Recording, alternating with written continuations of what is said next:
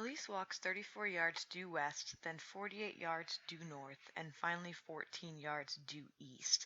How far is Elise from her starting point? To answer this question, it helps to start with a picture.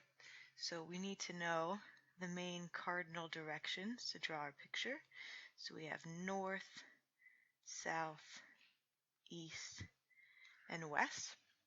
So if I just draw my starting point in the middle of my graph and then say that I'm going to walk 34 yards due west, then 48 yards due north, and finally 14 yards due east.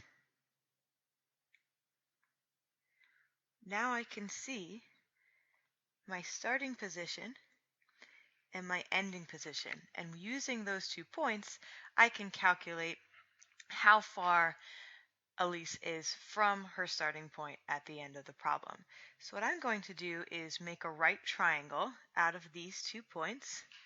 So this diagonal side here will be the hypotenuse, and then I'll drop a line straight down to make a 90-degree angle. In order to use the Pythagorean theorem, a squared plus b squared equals c squared, I need to be able to figure out at least 2 of the sides of the triangle. Now c is exactly what we're looking for to answer the question, so we're not going to be able to find the value of c right away. So I'm just going to go ahead and leave this equals c squared because that's what we're going to solve for. Now if I label this side, the vertical side, to be a, then because of this rectangle, if I have a 48 here, then a must also be 48. And it's 48 yards squared. Then to find b is a little bit trickier because what I'm looking for b is actually only this portion of the horizontal bottom side. Now I know, again because of the rectangle, that this amount here is 14. Therefore, the missing amount for b has to be the full 34 minus the 14 from the red line segment, which makes that a 20. So that means that my b is 20 yards.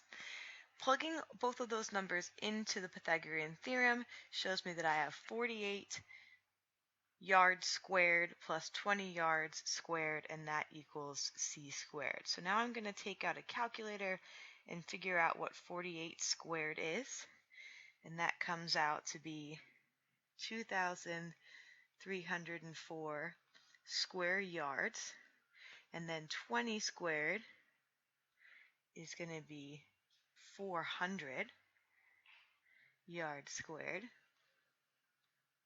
and that has to equal c squared.